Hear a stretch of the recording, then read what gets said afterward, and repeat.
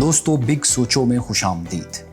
کیا آپ جانتے ہیں کہ یورپی ممالک جس سائنس اور فلسفے کو اپنے علوم کی بنیاد بتاتے ہیں وہ انہوں نے کہاں سے حاصل کیا تھا؟ کیا آپ جانتے ہیں کہ اگر مسلمان عباسی دور میں بہت سی یورپی کتابوں کو ترجمہ کر کے محفوظ نہ کر لیتے تو شاید آج کی دنیا ایک مختلف دنیا ہوتی۔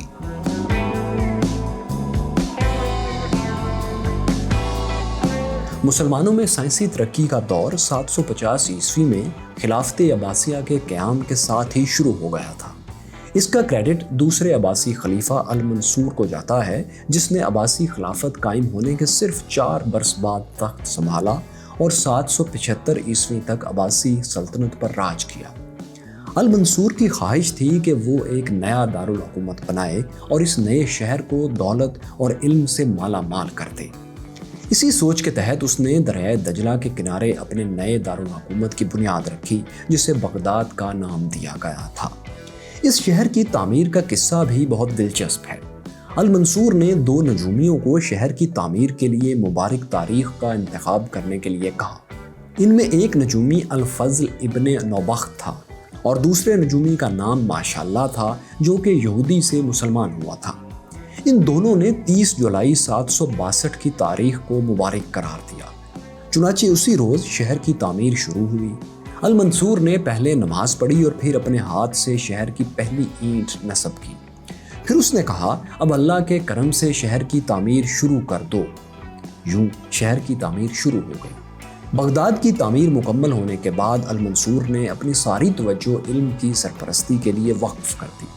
سب سے پہلے اس نے سنسکرت میں لکھی گئی ایک کتاب کا عربی میں ترجمہ کروایا، جسے السندھ ہند کہتے ہیں۔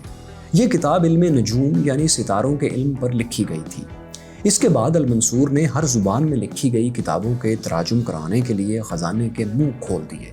ان کتابوں میں یونانی فلسفیوں، میتھمیٹیشنز اور سائنسدانوں کی لکھی ہوئی بہت سی کتابیں شامل تھیں۔ ان میں فادر آف دا جیومیٹری کہلائے جانے والے یونانی میتھمیٹیشین یوکلائڈ کی کتاب ایلیمنٹس بھی شامل تھی۔ المنصور نے اپنے دور کے بہترین ٹرانسلیٹرز کو ملازم رکھا، جن میں الفضل ابن نوبخت اور ابراہیم الفزاری بھی شامل تھے۔ نوبخت وہی شخص تھا جس نے ستاروں کی چال دیکھ کر بغداد کی تعمیر شروع کرنے کے لیے مبارک دن کا انتخاب کیا تھا۔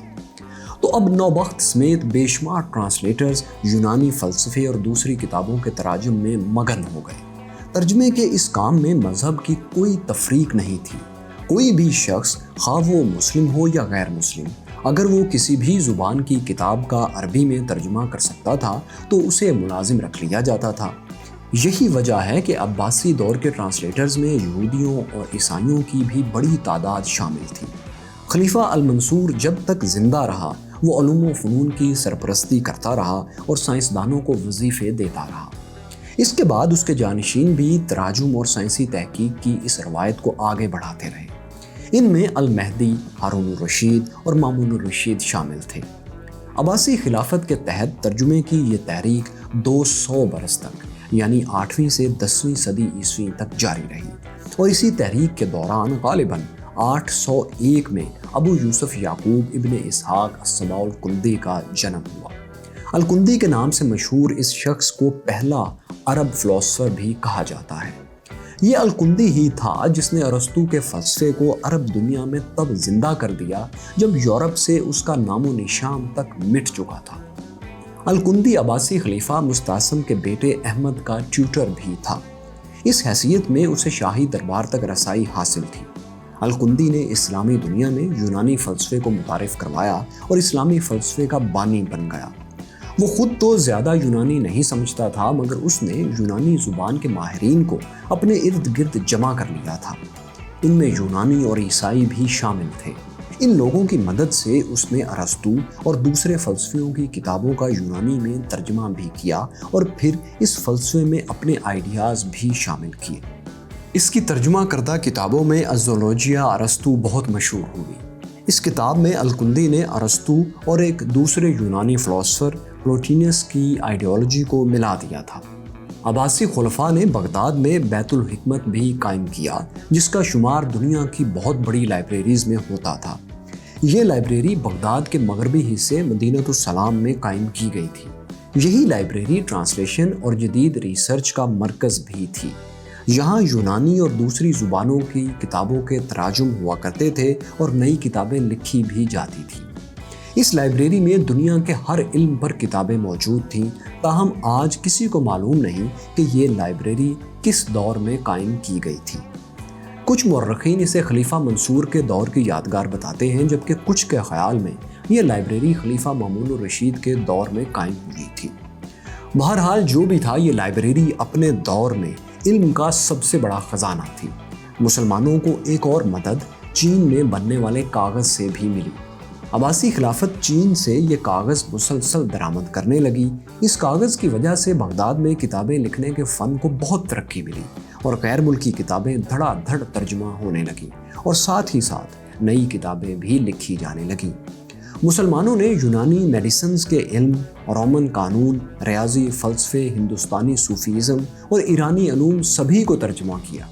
مسلمانوں نے صرف یونانی کتابوں کا ترجمہ ہی نہیں کیا، بلکہ یونانی سائنسدانوں کے مختلف مشاہدات کو کنفرم کرنے کے لیے تجربات بھی شروع کیے۔ اس حوالے سے ایک اہم پروجیکٹ بغداد میں اسلامی دنیا کی پہلی رصد گاہ یا ستاروں کی مشاہدہ گاہ کا قیام تھا۔ یہ مشاہدہ گاہ مامون الرشید نے 828 میں قائم کروائی تھی۔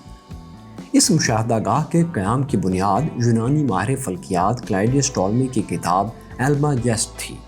اس کتاب میں اس نے ستاروں کی حرکت سے متعلق مختلف مشاہدات لکھے تھے۔ انہی مشاہدات کو کنفرم کرنے اور ان پر مزید تحقیق کے لیے خلیفہ مامون الرشید نے یہ آبزرویٹری قائم کی تھی۔ اس آبزرویٹری کو انسانی تاریخ کا پہلا سب سے بڑا سرکاری خرچ پر چلنے والا یعنی اسٹیٹ فنڈڈ سائنس پروجیکٹ ہونے کا اعزاز بھی حاصل ہے۔ اس کے علاوہ مامون الرشید نے سائنسدانوں کو بھاری تنخواہوں پر ملازم رکھا اور سائنسی ریسرچ کی بھرپور حوصلہ افزائی کی۔ صرف عباسی خلفاء ہی نہیں بلکہ عباسی دربار کے لوگ، بغداد کی ایلیٹ کلاس اور تاجر بھی سائنسی اور تعلیمی پروجیکٹس کے لیے دل کھول کر رقم خرچ کرتے تھے۔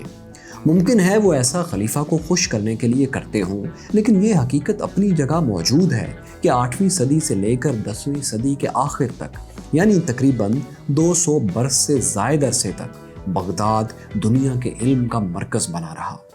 عباسی خلفاء اور ان کے درباریوں کی سرپرستی کی وجہ سے ان 2 صدیوں میں مسلمانوں نے یونانی فلسفے اور دیگر علوم کو بھی محفوظ کر لیا اور نئی سائنسی تحقیق کا ایک عظیم الشان ذخیرہ بھی جمع کر لیا۔ یہ وہ دور تھا جب یورپ میں سائنس کا نام و نشان تک نہیں تھا۔ 5ویں صدی سے 15ویں صدی تک کا عرصہ آج بھی یورپ میں ڈارک ایجز یا تاریک دور کے نام سے یاد کیا جاتا ہے۔ اس دور میں یورپ میں لوٹ مار کا بازار گرم تھا، شہروں میں گندگی کے ڈھیر لگے ہوتے تھے، حتیٰ کہ لندن اور پیرس جیسے آج کے ترقی یافتہ شہر بھی تب بغداد کے سامنے دیہات نظر آتے تھے۔ یہ بھی کہا جاتا ہے کہ ڈارک ایجز میں تو یورپ میں نہانے تک کا رواج نہیں تھا۔ اس دور میں یورپ میں اگر علم کی تھوڑی بہت روشنی پہنچ رہی تھی تو وہ صرف اسپین کی اسلامی سلطنت، جسے اندلس کہا جاتا تھا، اس کے ذریعے پہنچ رہی تھی۔ اسپین کے مسلمان بھی سائنس میں بغداد سے پیچھے نہیں رہے، لیکن 2 صدیوں تک سائنسی ریسرچ کے شاندار ریکارڈ کے بعد اسلامی دنیا میں علم کی شمع دھیرے دھیرے بجھنے لگی۔ اب تو بغداد کی عباسی سلطنت کمزور ہو کر کئی ٹکڑوں میں بٹ گئی۔ عباسی سلطنت کے گورنر خود مختار ہو گئے اور بغداد بھی فسادات اور سازشوں کا مرکز بن گیا۔ سازشوں اور فسادات کا یہ سلسلہ 250 برس تک جاری رہا۔ پھر 1258 میں ہلاکو خان نے بغداد پر حملہ کر کے اس کی مشہور زمانہ لائبریری بیت الحکمت کو برباد کر دیا۔ اس لائبریری کی تباہی میں کروڑوں کتابیں ضائع ہوئیں اور اسلامی دنیا سے سائنس کا تقریباً خاتمہ ہو گیا۔ کہتے ہیں بیت الحکمہ سے اتنی کتابیں دریائے دجلہ میں پھینکی گئی تھیں کہ اس کا پانی کتابوں کی سیاہی سے سیاہ ہو گیا۔ کئی روز تک یہ دریا اسی حالت میں بہتا رہا کہ اس کا پانی بالکل سیاہ تھا۔ بغداد کی تباہی کے 250 برس کے اندر اندلس یعنی اسپین کی اسلامی سلطنت بھی ختم ہو گئی اور سائنس کے علم کا علم مسلمانوں کے ہاتھ سے نکل گیا۔ دوسری جانب یہی وہ وقت تھا جب مسلمانوں کی ترجمہ کردہ یونانی فلسفے کی کتابیں اور نئی سائنسی ریسرچ یورپ پہنچ رہی تھی۔ مسلمانوں کی سائنسی تحقیق کی بنیاد پر یورپ میں سائنسی انقلاب برپا ہو گیا اور مغربی ممالک टेक्नोलॉजी में मुसलमानों से कहीं आगे निकल गए। 15वीं सदी में यूरोप में प्रिंटिंग प्रेस की इजाद ने भी वहाँ किताबों की छपाई का काम तेज कर दिया। यूं किताबों को महफूज करना और नए इल्म सीखना आसान हो गया। लेकिन बदकिस्मती से मुसलमान नई इजादात से फ़ायदा उठाकर अपने इल्म में इजाफा नहीं कर सके। हालांकि मुसलमान साइंस के कई मैदानों में पायनियर्स थे, लेकिन फिर इल्म से दूर होकर उन्होंने अपनी साइंसी मेरास यूरोप के हाथों गंवा दी। फिर वो इस फील्ड में इतना पीछे रह गए कि आज तक मगरिब की बराबरी नहीं कर सके। इसी खोई हुई मेरास के बारे में अल्लामा मोहम्मद इकबाल ने कहा था कि मगर वो इल्म के मोती किताबें अपने आबा की, जो देखे इनको यूरोप में तो दिल होता है सीपारा। दोस्तों, आपके ख्याल में साइंस और टेक्नोलॉजी में मुसलमानों के ज़वाल की वजूहात क्या हैं? हमें कमेंट्स में ज़रूर बताएं।